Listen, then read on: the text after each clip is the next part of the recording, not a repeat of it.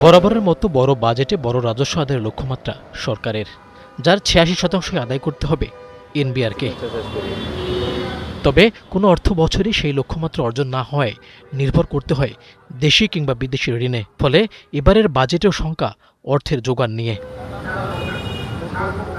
স্থবির অর্থনীতিকে গতিশীল করে রাজস্ব আয় বাড়াতে চান অর্থমন্ত্রী। সেজন্য বড় ব্যবসায়ীদের দিয়েছেন ব্যাপক কর ছাড়। শুল্ক কর কাঠামোতে পরিবর্তন এনে প্রত্যয় ব্যবসায়িক পরিবেশ সহজ করা আর বিনিয়োগ বাড়ানো।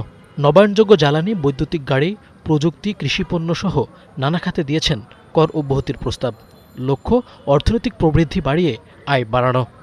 ঔষধ শিল্পের অধিকতর প্রসারকল্পে এপিআই তৈরির নতুন ৫১টি কাঁচামালের আমদানি শুল্ক 0% করার প্রস্তাব করছি।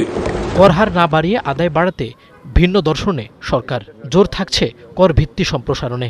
ব্যাংক, রেজিস্ট্রি অফিস, এনআইডি সহ নানা দপ্তরের তথ্যে প্রবেশাধিকার পাচ্ছে এনবিআর, যেখানে ভ্যাট করের জালে আটকা পড়বেন খুচরা ব্যবসায়ীরাও।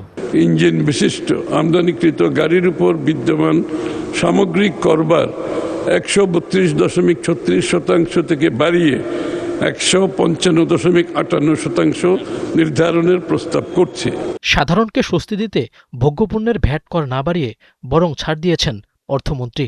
তবে আদায় বাড়াতে চান ধূমপায়ীদের কাছ থেকে।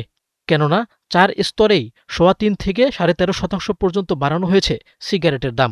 সিসি ভেদে ৩ লাখ টাকা পর্যন্ত বাড়ছে ব্যক্তিগত গাড়ির অগ্রিম আয়কর। কর বসছে বন্দুক, পিস্তল ও হেলিকপ্টারেও, যেখান থেকে বাড়তি আয় করতে চান অর্থমন্ত্রী। আমদানিকৃত শিশু খাদ্য প্রস্তুতিমূলক সামগ্রীর preparation for infant and young children শিল্পের কাঁচামাল আমদানির ক্ষেত্রে আমদানি শুল্ক ১৫% হ্রাস করে ১০% করার প্রস্তাব করছি।